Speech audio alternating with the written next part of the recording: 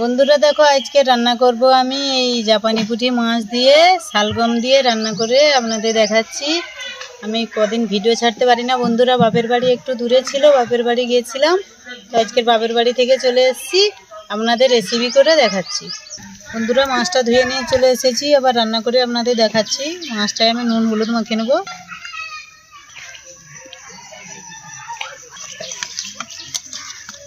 কড়া গরম হয়ে গেছে, কড়ার মধ্যে তেল দিয়ে দেবো, মাছগুলো ভেজে নেব।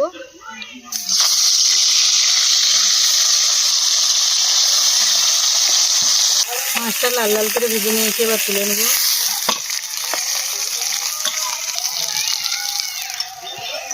বন্ধুরা বিড়ি কড়াইয়ের বড়ি দিয়ে বড়িটা ভেজে নেব। বড়িটা ভেজে নিয়েছি, তুলে নেব। কড়াই তেল দিয়ে দেবো, পেঁয়াজ কুচি দিয়ে দেবো। পেঁয়াজটা ভেজে নিয়েছি, এবার শালগমটা দিয়ে দেবো।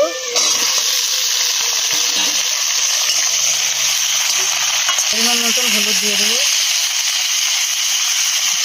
স্বাদ মতো লবণ দিয়ে দেবো।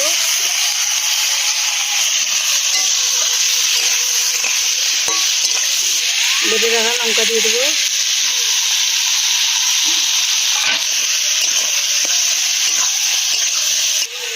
ঢাকা দিয়ে একটু কষিয়ে নেবো।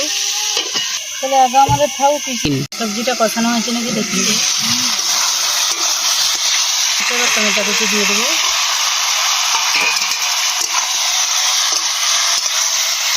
পরিমাণ মতন জল দিয়ে দেবো।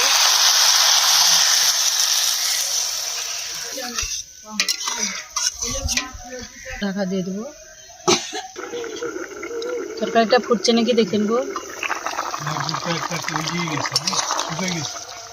বড়ি আর মাছ দিয়ে দেবো।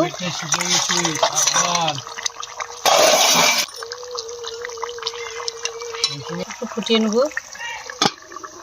তরকারিটা হয়েছে নাকি দেখে নেবো। হয়ে গেছে, উপর দিয়ে জিরা ধনের গুঁড়ো দিয়ে দেবো।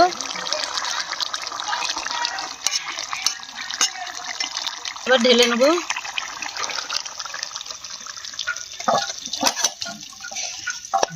বিরির ডালের বড়ি দিয়ে জাপানি পুঁটি মাছ দিয়ে রান্না করেছি। এই রেসিপিটা কীরকম হয়েছে আপনারা দেখে কমেন্ট করে জানাবে।